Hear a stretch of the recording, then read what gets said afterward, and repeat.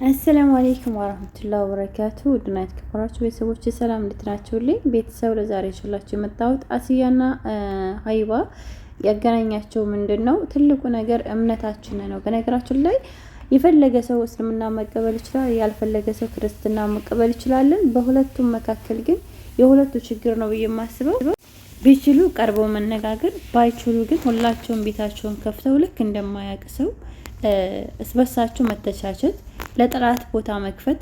ይሄን ነገር ግን ዮኒ ማኛ ነበር ትላንትና ማታ በጣም ሲያገነነ ያየሁት ማለት ነው። አላህ ለወደደው ለመራው የፈለገውን እምነት ይመራል። ስለዚህ በነገራችን ላይ እኔ የምለው እንደ አንድ ሙስሊም ሁላችንም ራሳችንን ማወቅ፣ አንደኛ እስልምና ሃይማኖታችን የሚፈቅደውና የማይፈቅደው ትልቁን ነገር ማወቅ፣ ሰዎችን አደባባይ ወጥቶ ከመናገር በቻል ነው የቻለ ይናገር፣ ያልቻለ ዝም ይበል።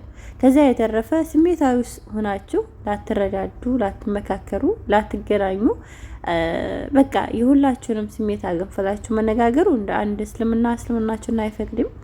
በነገራችን ላይ ሀቢባ ለምን እስልምናን ማነው እስልምና ልጆቿን እንደዋጣች ደግሞ ለምን ሌላ እምነት ተከታይ እንዳገባች ራሷን አሳምናና ራሷን አምናበት አይደለም እሷ ቀርቶ ቤተሰቦቼ እኮ ለስንት አመት ነው እምቢ ብለው ነበረ ያን ነገር እስከሚቀበሉ ድረስ ባሌና እኔ በጓደኝነት አብረን ቀጥለናል ብላለች።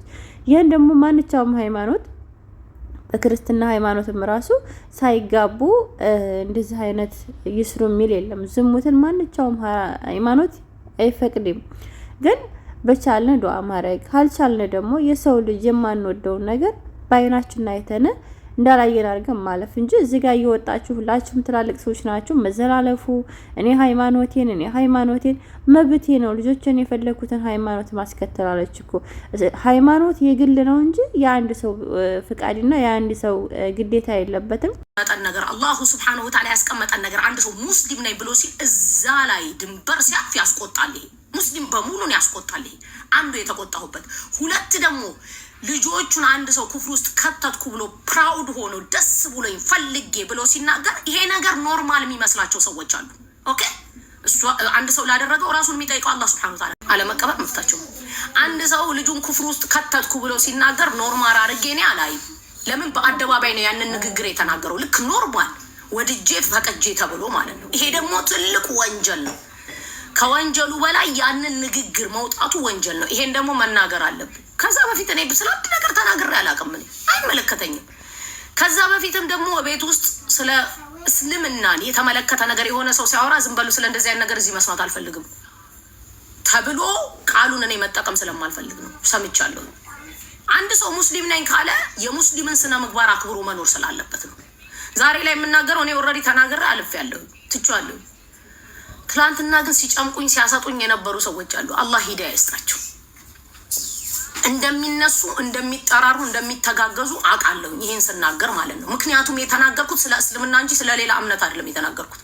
ስለ እስልምና ስናገር ደግሞ ከቁርአንና ከሐዲስ አምጥቼ ነው የምናገረው። እኔ ዝም ብዬ ልቦለዴን ተከትዬ አይደለም። አንድ ሰው አንድን ስህተት አይቶ ዝም ማለቱ ይበቃዋል። ያ ሰው አላህ ሂዳያ ይስጠን ለሁላችንም። በነገራችን ላይ ሁላችንም አስተዋይነት ቢኖረን የተመረጠ ነው። እኔ እንደ አንድ ሙስሊም ልናረግላት የሚገባው ዱዓ ነው። ዱዓ አድርጉላት ሁላችሁም። አላህ ለወደደውና ለፈቀደ ይመራልን። ዱዓ ብታረግላት ይበልጣል። እህት ያስያ ሜዳ ላይ ወጥተሽ ይሄነ ሁላችንም ራሱን የቻለ ኃጢያት ይኖረናል።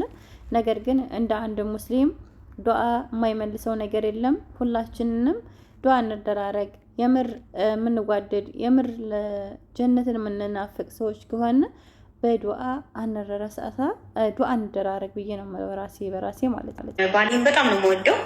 ለምን? በጣም ደስተኛ ስላደረገኝ፣ በጣም ስለሚያከብረኝ፣ ስለሚያዝንልኝ፣ ስለሚወደኝ፣ ሀሳቤን ስለሚያዳምጠኝ። ስሳሳት ኖ ይሄ አይሆንም፣ ይሄን ብታደርጊ እንደዚህ ይሆናል ብሎ እንደ አለቃ አይደለም የሚሆንብኝ ላይክ እንደ ስለሚያስተዳድረኝ እንደ አለቃ ሳይሆን የሚሆንብኝ ባሌ ነው። ይረዳኝ። እንደ አንዳንዴ ሴት ጓደኛ ይመስለኛል፣ እህቴ፣ ወንድሜ፣ ሁሉ ነገር ነው የሚመስለኝ። በጣም አንደርስታንድ ያደርገኛል እና ለዛ ምንም ነገር ባደርግለት ኔቨር አይቆጨኝም። እኔ ስኖር ከልቤ ነው መኖር የምፈልገው። ህይወትን ስኖራት ከልቤ ነገ ይፈርሳል አይፈርስም ምንም ችግር የለውም። በበቃን ሰዓት መለያየት እንችላለን። እኔ ስለ ነገ አይዶን ኬር፣ ስለ ነገ አስቤ አላውቅም። ዛሬን ተደስቻለሁ ወይ? ዛሬ እኔ በህይወቴ ደስተኛ ነኝ? በቃ ዛሬ ጥግብ ብዬ ልደር። ስለ ነገ ምን አገባኝ? ነገ ወይ ያለው በህይወት ወይ የለውም ነው የምለው እኔ። ይሄ የኔ ባህሪ ይዘው እኔ ለወደድኩት ሰው ጥግ ድረስ ነው። ስጠላም ደግሞ ጨካኝ ነኝ። ስቆርጥም ደግሞ በአንዴ ቆርጥ። በጣም ብዙ ሰዎች ደንግጠውብኛል በህይወቴ ማለት ነው። እንዲህ ጨካኝ ነሽ ብለው በጣም ስፍስፍ የምልለት ሰው። አሁን ለምሳሌ ባሌን እንደ እናት ነው የምንከባከበው፣ ፍቅር የምሰጠው፣ በጣም ነው የማከብረው፣ የምወደው፣ እመሆንለት። የማንገጠገን እንደማላውቀው ሰው ነው የምሆነው። ጨካኝ ነኝ በጣም። ስቆርጥ ቁርጥ በቃ በአንዴ እንደዚህ ብትስ። ግን ስወድ ደግሞ እስከ መጨረሻው ነው የምሆነው በቃ ከልቤ